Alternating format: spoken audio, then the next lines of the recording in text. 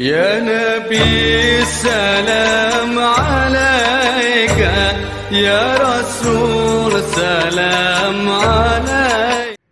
Bismillahirrahmanirrahim. Assalamualaikum warahmatullahi wabarakatuh. Allahumma shalli wa sallim wa barik wa azim ala habibina wa syafiina wa qurrata ayunina Sayyidina Muhammad wa ala ali Sayyidina Muhammad. Allahumma shalli wa sallim wa barik alaihi.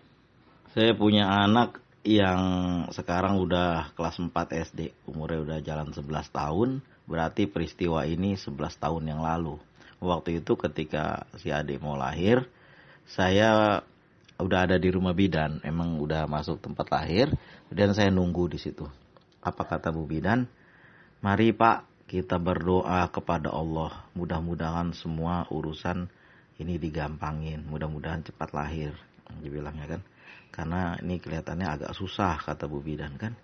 Nah, saya pikir gini. Ya Allah, kata saya.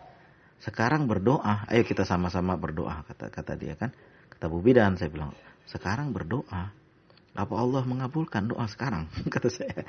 Saya pikir-pikir biar gimana pun saya dulu di pesantren. Kalau mau berdoa punya wudu, menghadap kiblat dan membaca sholawat. Berdoa sekarang. Apa Allah mengabulkan? Kata saya kayak begitu kan. Nah begitu juga barangkali kebanyakan kita. Apa iya Allah mengabulkan doa kita saat ini? Waktu itu 11 tahun lalu belum gencar mengamalkan sholawat seperti ini. Sibuk dengan urusan dunia kan. Terlena dengan urusan dunia, urusan ini, urusan itu, akibatnya jadi doa aja diragukan. Begitulah barangkali kebanyakan kita sekarang ini.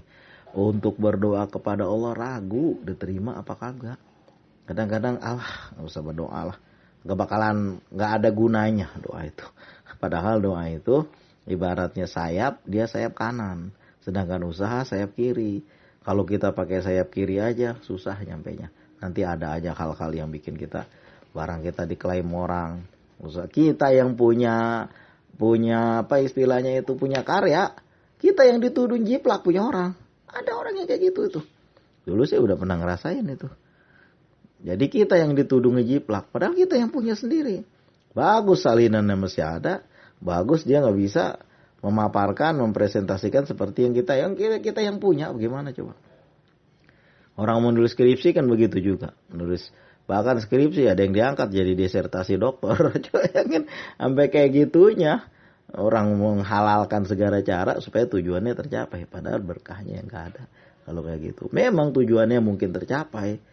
Sumpel sana, sumpel sini. Injak bawah, jilat atas. Sikut kanan, sikut kiri. Sampai cita-citanya. Tapi berkahnya gak ada. Ujung-ujungnya ditarik lagi nanti. Yang mau saya bilang adalah kebanyakan kita ragu dengan doa. Makanya kan doa yang kita baca setiap hari itu yang diiringi sholawat. Jangan kalau kita udah butuh aja. Gitu udah butuh baru udah kita rajin bersholawat. Walaupun cuman kita ngerjain. Taruhlah sholawat munjat setiap hari kita baca. Habis sholat kita baca 5 kali atau 3 kali. Tapi setiap habis sholat. Terus menerus kita baca habis sholat kan. Subuh, johor, asar, maghrib, isya. Terus menerus selama bertahun-tahun kita baca sholat munjat. Insya Allah lebih berkah, lebih mengena, lebih ada di dalam diri kita. Berkah dan karomnya daripada kita membaca langsung banyak. Tapi sekali-kali doang. Baca sholat munjat memang 1000 kali. Cuman seumur hidup sekali ya percuma, semua susah. Bukannya percuma sih, cuma payah aja kalau kayak gitu. Itu namanya kita kalau ada kebutuhan aja datang kepada Allah. Makanya doa-doa kita agak susah diterimanya. Agak lambat diterima. Kenapa? Kita kalau ada butuh aja. Saya sebagaimana Allah dibilang dalam Al-Quran. Manusia itu ketika ada kesulitan. Dia berdoa sambil qa'idan atau qa'iman. Berdiri dia, duduk dia. Terus dia berdoa mohon kepada Allah. Supaya dihilangkan kesusahannya, balanya. Walamma kasabna durrahu apabila kami angkat kesusahannya. Alamma kasabna durrahu apabila kami angkat kesusahannya. Dia udah lupa setelah itu. Itulah manusia. Dan alasannya apa? Ya kami manusia, kita semua manusia tempat salah dan dosa.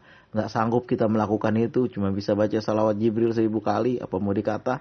Memang kita makhluk yang lemah. Tapi giliran nyari